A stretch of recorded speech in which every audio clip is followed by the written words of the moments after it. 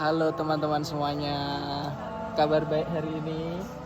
Oke, saya sedikit mau tanya dong. Kali ini saya lagi sama mahasiswa S2 Universitas Negeri Yogyakarta. Jurusan apa kalian? Pendidikan fisika. Pendidikan fisika. Sekarang sedang melakukan aktivitas di tempat kami yang alhamdulillah sudah selesai ya. Alhamdulillah hari ini selesai. Mereka melakukan aktivitas penelitian riset berbagai hal. Nah, salah satunya ini nih. Kemarin melakukan aktivitas apa? Kalau saya meneliti pengaruh lampu UV dengan lampu biasa, Oke. terhadap pertumbuhan tanaman pakcoy. Oke, terus hasilnya kayak gimana tuh? Hasilnya kalau UV itu dia lebih pertumbuhannya tidak terlalu ya kayak pertumbuhan biasa, tapi dia lebih tahan terhadap penyakit, tahan terhadap panas misalnya. Kalau berlebihan dia lebih tahan.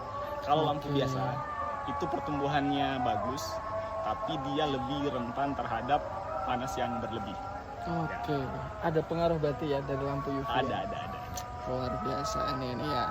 Jadi hasilnya yang sudah dilakukan selama beberapa waktu ternyata lampu UV itu memiliki dampak. Jadi dampaknya lebih baik menggunakan UV apa enggak? Atau intensitasnya atau UV persennya yang berapa? Kalau UV itu kan lebih baik sebenarnya di dayanya ya. Oke. Karena daya berpengaruh ke intensitas. Jadi semakin ada batas tertentu di mana dia maksimal, ada batas tertentu di mana dia kurang maksimal. Jadi berpengaruh juga intensitas cahaya UV-nya sebenarnya. Siap. Nanti kita coba untuk aplikasikan. Sama satu lagi dong. Oke, next. Oke. Nah, ini salah satu hal yang lain juga karena mereka meneliti berbagai hal aspek ya. Kalau kamu nih, namanya siapa maaf? Mbak Roro. Mbak Roro, oke. Mbak Roro kemarin nelitinya seperti apa? Kalau saya kemarin itu mengenai intensitas cahaya terhadap pertumbuhan pakcoy hidroponik gitu. Oke. Jadi intensitas cahayanya itu dibeda-bedakan dengan paranet.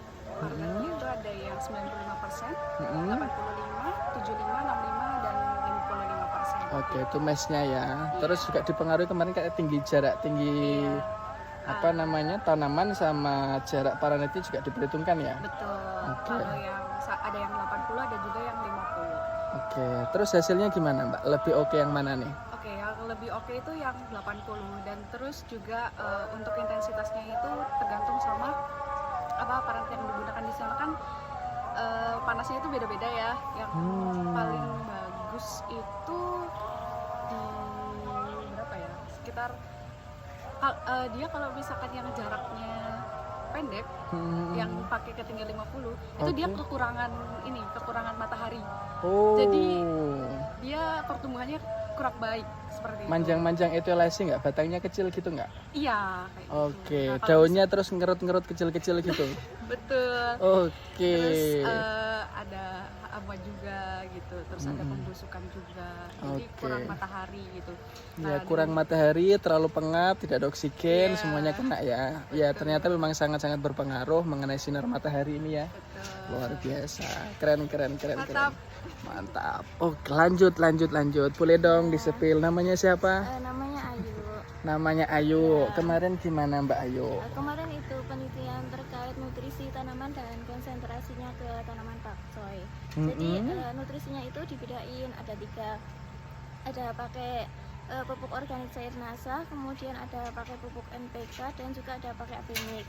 Terus konsentrasinya juga dibedain, itu mulai dari 800 ppm, kemudian 900 ppm, 1000 ppm, 1100 ppm, dan 1200 ppm. Oke. Ya, ada 5. Terus. Hasilnya yang paling bagus itu yang AB mix ya. Jadi dia itu pertumbuhannya bagus, terus warnanya juga hijau, segar. Ya. Nah ini ya, jadi kemarin itu memang menggunakan berbagai macam pupuk organik cair ya. Ya. Apa ada pupuk organik padat juga nggak? Yang kemudian dicairkan. Oh, ada yang pakai NPK juga ya. Jadi NPK juga itu dicairkan. Ada pakai Ganasil juga nggak? Enggak. NPK aja. Ya, NPK. Nah, jadi banyak kemarin kan yang meriset perihal hal ini, mereka menggunakan pupuk-pupuk dasar NPK, namun hasilnya Yang paling bagus yang Abemix. Yang paling bagus tetap Abemix, menggunakan POC berbagai macam brand juga yang sudah sangat-sangat terkenal. Namun ternyata seperti itu hasilnya. Ya. Untuk pupuk organik cair ternyata tidak bisa menumbuhkan sayuran lebih optimal. Dalam artian memang lebih optimal Abemix karena semua unsurnya itu sangat-sangat kompleks. Keren, luar biasa. Gitu ya. Oke, mantap. Terima kasih. Satu lagi. Nah, boleh dong disepil kemarin kegiatannya gimana? Nama siapa? Namanya Alfi. Namanya Alfi. Terus gimana Mbak Alfi? Melakukan penelitian mengenai pengaruh pH, pengaturan pH terhadap pertumbuhan tanaman pakcoy. Pengaruh pH. Ada pengaruhnya? Ada. Oke. Kemarin meneliti dari rentang 5 sampai 7. Nah, yang sekiranya bagus 5 sampai 7 itu ada 5,1, 5,2 apa selangnya sampai berapa komanya? 0,5. 0,5. Jadi 5, 5,5, 6, 6,5 sama 7. Iya. Oke, terus. Terus yang lumayan bagus tuh di 5,5 sampai 6,5, tapi lebih bagusnya di 6,5 gitu ya. Nah. Lebih bagus. Siap, ini hasil riset dari Mbak Alfi. Ternyata pH itu sangat berpengaruh. Seperti halnya yang sudah sering kita bahas, bahwasanya pH itu betul-betul menjadi kunci. Dia kalau kita ibaratkan selalu menjadi sendok. Dalam artian apa? Terlalu tinggi pH-nya untuk jenis komposisi tanaman itu sering kita share. Kalau sampai di angka 7 bahkan itu hasilnya kurang begitu optimal, betul? Begitu juga di bawah 5,5.